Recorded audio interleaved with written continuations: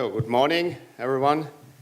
It's a pleasure to be here once more, and I'd like to talk a little bit about Germany, German economy, and the economic tradition in Germany, and where we are at the moment, and what are the challenges from the economic side of view. First of all, I will start what is one of the, from my point of view, key elements of the economic success historically in Germany. I think it's the highly qualified and motivated workforce we have in Germany. And why do we have this workforce if you compare it to other regions in the world or even in Europe? I think one key element is that we have the so-called Protestant work ethic. And that dates back about 100 years ago. And instead of the fact that in Germany we have more or less half of the population traditionally, historically, was Catholic. And in Catholic, if you look to Spain or look to Italy and the more or less the Roman countries, we have ora et labora, that means working and praying. But in the Protestant background, working is praying. That's more or less one of the roots of this Protestant working ethic. And that is, from my point of view, one of the reasons of this economic success, because we have highly motivated and highly disciplined workforce. And out of this history, we have a tradition that we have a job-related education. In a lot of countries in the world, you go to high school and you don't have more, and then to the university, and there is no exchange with the industry or no exchange with the crafts or the so-called Mittelstand in Germany. And that's also one of the key success factors, that we have more or less a dual education system, that you go to school and you get trained on this job in the industry, in the factory, in the service economy. And we have a fully developed infrastructure in terms of the so-called gray infrastructure. That means we have streets, we have railways, we have airports, but we also have a green infrastructure. That means we have sustainable, how do you call it, and lovely land where you can have your leisure activities, and we have also, thank you, a lot of cultural possibilities. And this mixture makes it quite successful to have this workforce. So then we have the tradition of a so-called social partnership. That means in Germany we have a tradition that the employers and the workforce are not only working together, so they have a social, economic, and institutional system which is not government based. So the negotiations between these both sides are independent from government. And that leads, for example, to the situation that we have compared to a lot of countries in the world. It's avoiding strikes, and it gives for the employees reliability and social security.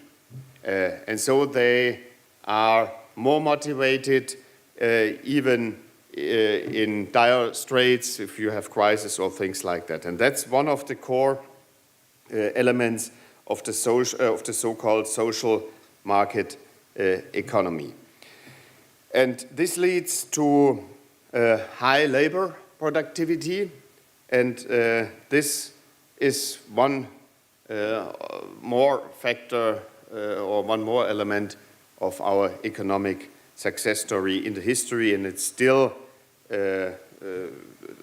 true today, and it's, I think, also important for the future as well. Then we have a quite reliable legal system, so that if you are investing in Germany or if you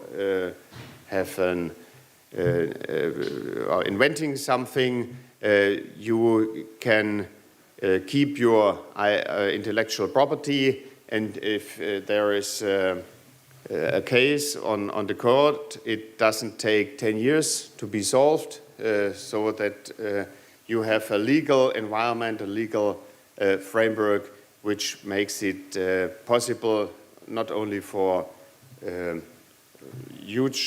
large companies, also for small and medium-sized companies to be successful. That's also one of our basic elements. And then we have in Germany still an industrial core combined with industry-related services. If you look back 15, 20 years, we had the discussion of new economy and old economy. And in a lot of countries, if you look to Britain, for example, Britain was the home of the industrialization in Europe. But if you look today to Britain, Britain has more or less lost its industrial competence. And in Germany, we still have about 20% of our gross national product is industry-based. And at the end of the 90s, there was a discussion that this is not good. We should move or switch more to service, financial services, and other things like that. But then, when the first new economic crisis was, and then the second crisis in 2008, 2009, everybody, and also we in Germany, realized that it's still good to have this industrial core combined with this industry-related service. And this makes it possible that we are diversified in a lot of sectors, and we can also export a lot. And that's also one of the key elements of the German economy in the last 40 years, that we have an export-driven economy. And first, we exported a lot of goods only in Europe or to US, and today we are fortunately able to bring our goods, products, and services all around the world, so that we can diversify. And if we look to the crisis in 2008, 2009, at this time, the demand in Europe, for example, was shrinking by 20–30%, and the German economy was able to balance this, to export more, for example, to the emerging economies in China or in the ASEAN states, or to the BRIC countries at this time. And so even in the crisis, the German export was growing, and today Germany is, we are only 80 million people compared to more than 300 million people in US, or 1.3 billion in China. Germany is not only in relative terms, also in absolute terms, in the last year number one in exporting country in the world. And we are exporting mostly products which are related to this industrial core, cars, machineries, and things like this. And that brings me to another pillar of the German economic success. That's the so-called German Mittelstand. That's a word even now it's understood all around the world. We have a lot of small and medium-sized companies with dozens of employees or hundreds, several hundreds, and more than 99% of our companies in Germany belong to the Mittelstand, and about 55% of the GDP is coming from this Mittelstand, and more than 80% of the trainees and the apprentices, the people who are educated on this dual economy, on this dual education system I mentioned already, are also coming from this Mittelstand. And that makes it possible that if you look, there was a survey which looked what are the global market leaders worldwide, and it identified 2,700, more or less, 2,710 so-called hidden champions, and 1,307 out of these 2,700, that means almost 50% of these hidden champions are coming from small Germany, and only 366 from US, and from China 68, and from Great Britain, which is next, 67. And that's also one of our key pillars. Not only all the companies you know, maybe Mercedes or BMW or Bosch or Siemens, they are important, but the real success story is in the German Mittelstand, and we have to keep this. If I come to my constituency, this was already mentioned, is the region of Stuttgart. In my electoral district, for example, there are a couple of world market leaders out of several different sectors, even you know probably. For example, in my constituency is the company Stihl, which makes the motor saws, and more than 1/3 of every motor saw in the world is coming from Stihl. Or we have, for example, Karcher.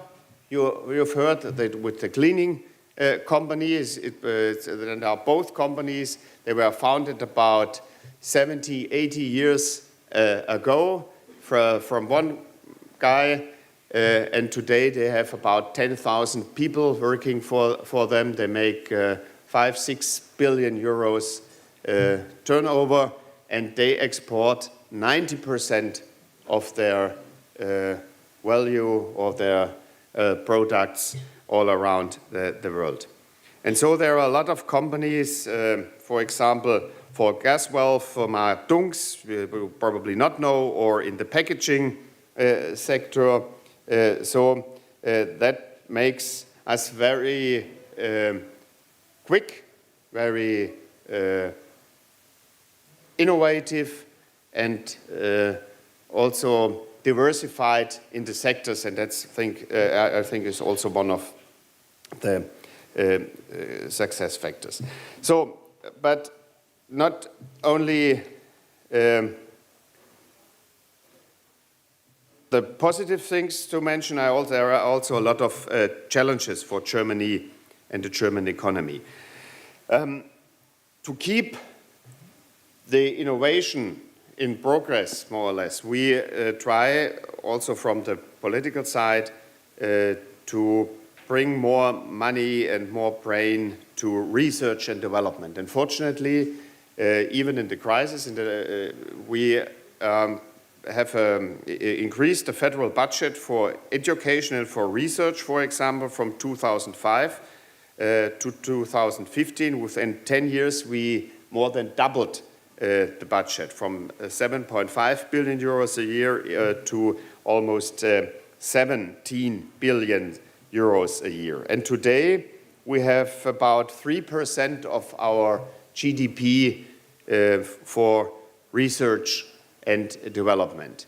And that's fortunately one of the best figures we have in the world. And if you look, for example, to the global patent ranking, we have the first two First in the world is Bosch, you know, and the second one is Schaeffler. It's also an automotive and machinery related German company, which is very innovative. And then on the third place is the American company Ford. So that is one of our challenges, to keep this innovation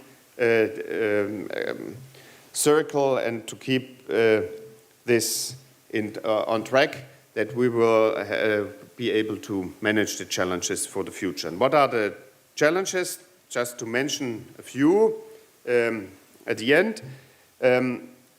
I saw that you had yesterday a colleague talking about the digitalization. I think that's really one of the key challenges we are faced.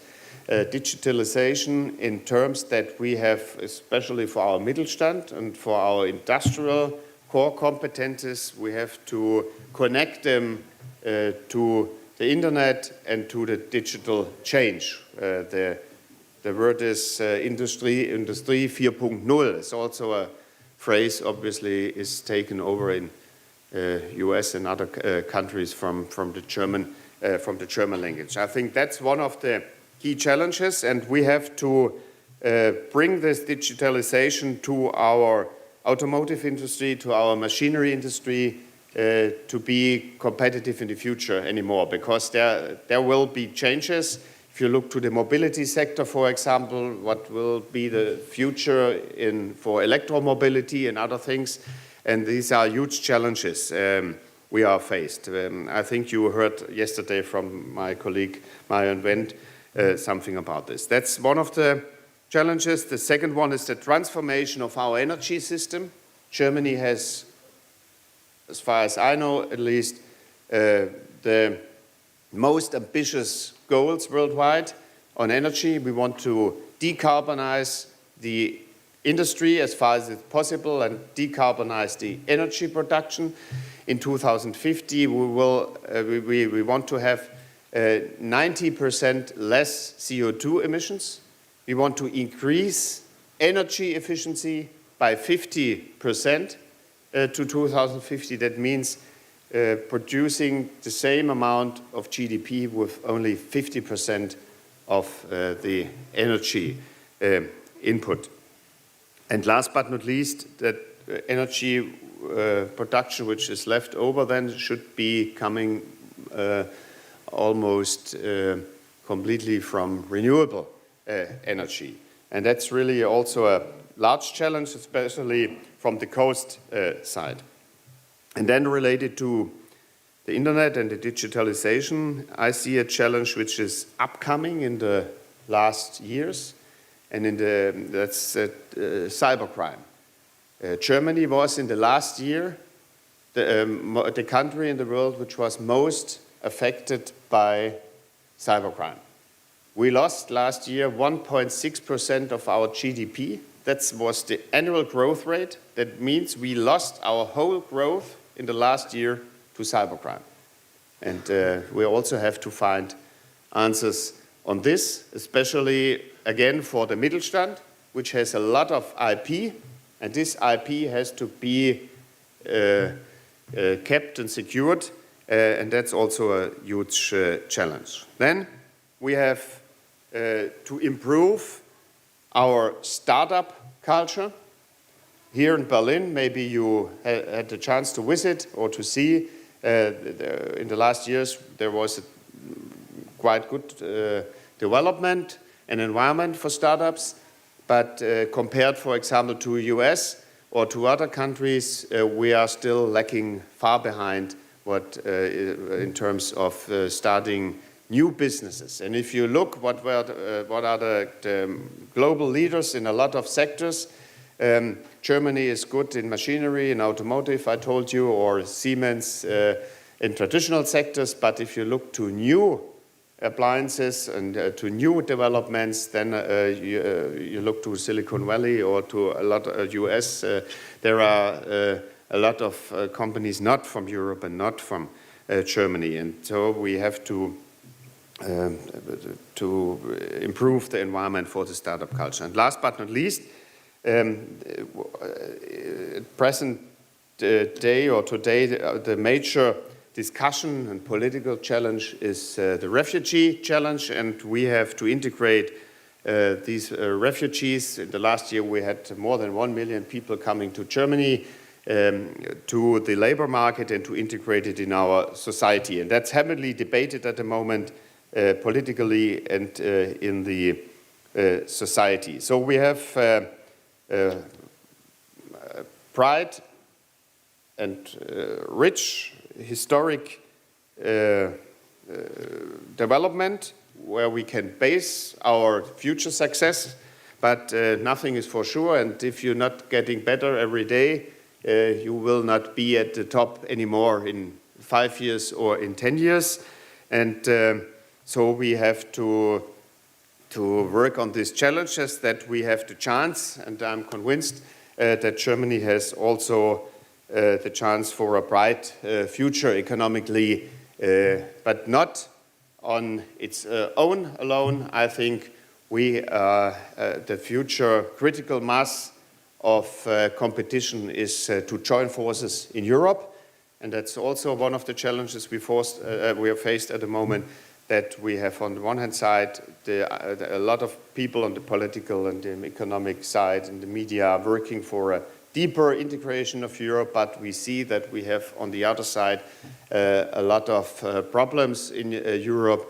If you look to the discussion about the Brexit, if you look to Catalonia, if you look to other things, so that's also a challenge. But I'm deeply convinced Germany alone is not has not anymore the critical mass. We need a united Europe economically as well as politically, and if we act to the challenges in the Near and Middle East or in Africa, we also can do this only with a European answer and not with a national answer. But I'm convinced that Germany will be able to manage this and can also be one of the driving forces for and in Europe. So that's, from my point of view, a few thoughts on the branding, historical branding, and today's situation and future challenges of Germany. Thanks for your attention, and if there are any questions, it would be a pleasure to answer it, but unfortunately I have to leave in 5 minutes for my next appointment, so it's only possible to maybe for 1 or 2 questions. Thank you. Thank you very much, Dr. Pfeiffer. I'm sure there's questions and comments. I have a member of parliament here with us. Let's start here. Collect 1 or 2 at the same time in order to allow as many voices as possible. And please introduce yourself as well for Dr. Pfeiffer. Hello, my name is Linda. I am from Kenya. I'm a student here at ICD for a master's program. Now, I just heard you mention something about innovating and coming up with solutions to facilitate the startup culture, and I'm wondering what policies have been put in place to facilitate that and to change that. What is the German Bundestag talking about as far as startups is concerned? Thank you. Yeah, that's a very good question, and it's I can't give you an easy answer because this problem is not new. It's we see in the last centuries that the startup culture in Germany compared to others is not so high, and the reason is, or one of the reasons is what I mentioned before, that we have a very good social security system, and if you can work in a small or medium-sized company or in a large company with a very good salary and with more or less a job guarantee for a lot of years, so you are not forced to do it, to do your own business. And if when the economic times are bad, then normally you have more startups, and so it's the other side of the medal. If you have a good and sustainable development, then on the other side, people normally are not tending to do it. So that's one of the reasons. And the second is it's a cultural background. If you fail in Germany and you start a company, then it's then if you talk to your family or your friends or in the society, then it's more or less a malus, yeah. And if you do the same in US, then you say, okay, I start a second one and I will avoid the mistakes I make with the first ones. And that it's a question which is in cultural or in the mind. And you can't change it by law. Yeah? So you have to discuss this, and you have to find or create an environment where there is the chance for cultural change or cultural development, and that's quite difficult. But we try to work on this, and we try to assist or promote the startup business with better regulation. So the better access to financial to financing startups, or to make or implement some regulation benefits to make it easier to start up a business and things like that. So we try to have a couple of instruments, but it's hard work to do and a long way to go. But if you don't start, you will not succeed. Hi, I'm Naomi. I'm from the UK, so I'd be very interested to hear a German perspective on the consequences of a Brexit, both economically, what would the consequences be for the European Union, and what are the benefits of the UK staying in the European Union from a German perspective? I think Brexit would have negative effects for Europe, and it would have also negative effects for Great Britain as well. Because Britain with 60 million people and also with a liberal, market-orientated economic tradition, if Britain would exit the European Union, the balance would shift more to southern Europe, which is more state-oriented and less market-oriented, and that would be negative, from my point of view at least, would have negative effects for the European economy. And for Britain, it would also have negative effects, I think, if you look to the financial center, London, already it is discussed when it's leaving the European market, and that's the economic pillar. But I think we should not only look to the economic pillar. I'm already mentioned, I'm deeply convinced the US is not able or is not willing anymore to play the role it played the last 50, 60 years in the world. So we have to secure, to look to our neighboring areas or regions. If you look around today to Ukraine, if you look out to the Near and Middle East, or look out to the challenges which are in Africa, we need a European answer, and we have to join forces. And if Britain is not participating, the power of Europe and the weight of Europe would not be the same. And Britain itself is also not anymore the empire it was 100 years ago. And so I think it would be better for both sides to keep together. And if you look to Britain, I think, I'm not the expert on this, but I fear, and then you have the discussions in Scotland again, and you have discussions maybe in Wales. And if you have a dissolution of Great Britain, then I think that doesn't help also not Europe and Great Britain. So thanks a lot. Unfortunately, I have to leave. I wish you the best and hope to see you again. Thank you. Thank you very much, Dr. Pfeiffer.